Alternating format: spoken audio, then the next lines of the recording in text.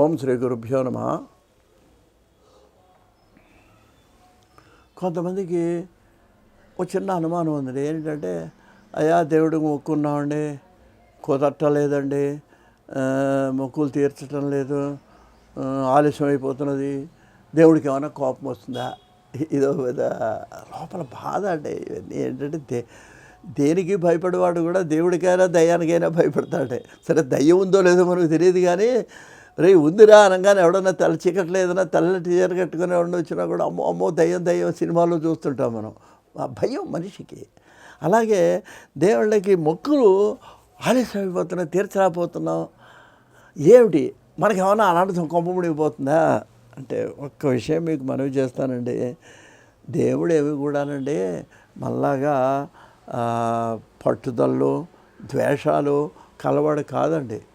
దేవుడు దయామయుడు. ఆయన నువ్వు ఏదో మొక్కుకున్నావు, వస్తానన్నావు, లేకపోతే ఏదో ఉండీలా వేస్తానని ఏదో మూట కట్టుకున్నావు, ముడుపులు కట్టుకున్నావు, రాలేదు, కుదరలేదు, దండం పెట్టుకుంటే ఆయన కాపాడుతాడే కానీ అది మొక్కులు తీరలేదు అని మీకు అనర్థం దేవుడు ఎప్పుడూ చేయడు. అలా ఎవరైనా ఆలోచిస్తే అది వారి మనసులోంచి ముఖ్యంగా ముందు తీసేయండి. ఎందుకనంటే దేవుడు ఎప్పుడూ దయ చూపెడతాడు, దేవుడు ఎప్పుడూ మంచి చేస్తాడు తప్ప దేవుడు మళ్ళాగా ఇప్పుడు మనం ఏంటి, వాడు ఎవడన్నా మన తిడితే మళ్ళీ వాడిని వీలైతే అప్పుడే తిడతాం, లేదా ఎప్పుడు ఎదదామా అనే అవకాశం కోసం ఎదురు చూస్తుంటాం. ఇది కక్షా కార్పణ్యాలు మనకుంటాయి, దేవుడికి ఉండవండి. దేవుడికి ఏదో మొక్కుకున్నాడు కదా, వాడు రాలేదని చెప్పి వాడికి ఏదో ఇబ్బంది పెడదాం, లేకపోతే వాడికి జ్వరం తెప్పిద్దాం, లేకపోతే వాడికి అలా మనకు అనిపిస్తుంది. అది వాడు ఇప్పుడు మొక్కు తీర్చలేదండి, ఆ పిల్లవాడికి ఏదో జ్వరం వచ్చిందనుకోండి, వచ్చేటికి మన మనసుకు అలా తప్పన అనమాట.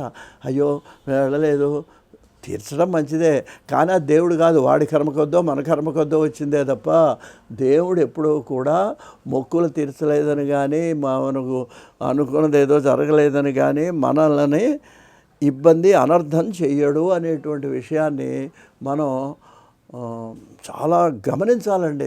ఇది మన మనసులో పెట్టుకున్నట్లయితే అది తీసేయండి. అట్లా అదేం జరగదు అనేటువంటి విషయాన్ని నేను మీకు మనవి చేస్తున్నాను. ఏమండి, వెళ్ళకపోతేనండి కొంతమంది చూడండి పాపం వెళ్ళలేకపోతుంటారు. ఈ అయ్యప్ప దీక్షల్లో కూడానండి కొంతమంది అక్కడి దాకా వెళ్ళలేకపోతే మనసు ప్రధానం అండి. ఆ రాజమండ్రి దగ్గర ఎక్కడో ఉంది ఒక ఊరు ఈ అయ్యప్ప గుడి, అక్కడికి వెళ్ళి దీక్షలు విరమించుకునే వాళ్ళు ఉన్నారండి.